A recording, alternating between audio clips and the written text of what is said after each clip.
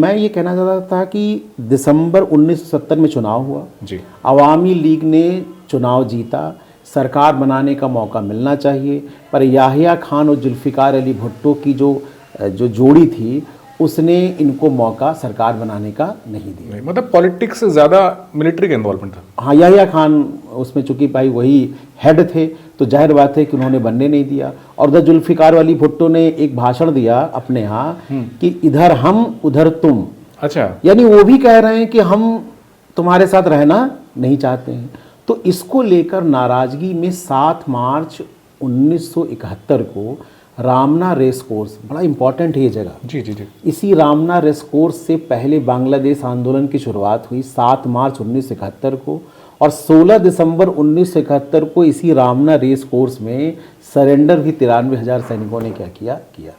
तो 7 मार्च से समझो ये शुरू हो गया और 16 दिसंबर को जाकर क्या हुआ, खत्म हुआ। लड़ाई तो 13 दिन की चली, बैकग्राउंड इतने दिनों का चल रहा था। तो मैं जो कहना चाह रहा था कि उन्होंने एक भाषण दिया और उस भाषण में इंडिकेट किया कि अगर हमारी मांगें नहीं मानोगे, यानी हमें सरकार नहीं बनाने दोगे, हमारी 6 पॉइंट मांगों को नहीं मानोगे, तो हम क्या करेंगे, स्वतंत्रता का आंदोलन चलाएंगे। इंडिकेट किया उन्होंने। इससे नाराज होकर जनरल याहिया खान ने, एक बड़ा क्रूर उनका जनरल था टिक्का खान, उसको उन्होंने भेज दिया 25 मार्च को, और ऑपरेशन सर्च लाइट शुरू हो गई। ओके। ऑपरेशन सर्च लाइट का पर्पज ही था कि जहां भी बंगाली मिले उनको घेर के क्या करो, मारो। और बंगालियों को घेर के मारने का सेंस समझिए। एक आर्मी के कोर ग्रुप की मीटिंग हो रही थी। मैं अंतर बताना चाहता हूँ, पाकिस्तान की सेना और भारतीय सेना में अंतर क्या है।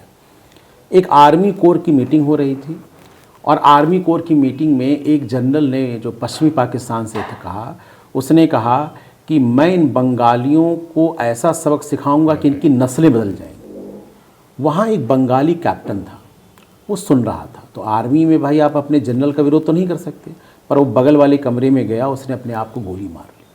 सोचिए कि नस्लें बदलने का मतलब क्या है, कि हम क्या अत्याचार करने की सोच रहे हैं। और परिणाम क्या रहा ऑपरेशन सर्च लाइट का। ऑपरेशन सर्च लाइट 25 मार्च को शुरू हुआ, अप्रैल तक आते आते 1 करोड़ शरणार्थी भारत में पहुंच गए। 30 लाख लोगों की हत्याएं हुई, 2 लाख महिलाओं का रेप हुआ बुरी तरह से। और इस पर तो हमीदुर रहमान कमेटी पाकिस्तान में भी बनी थी, उसकी रिपोर्ट दबा दी गई। उसने इस अत्याचार का जब वर्णन किया तो उस रिपोर्ट को, हमीदुर रहमान रिपोर्ट को सामने लाया नहीं गया।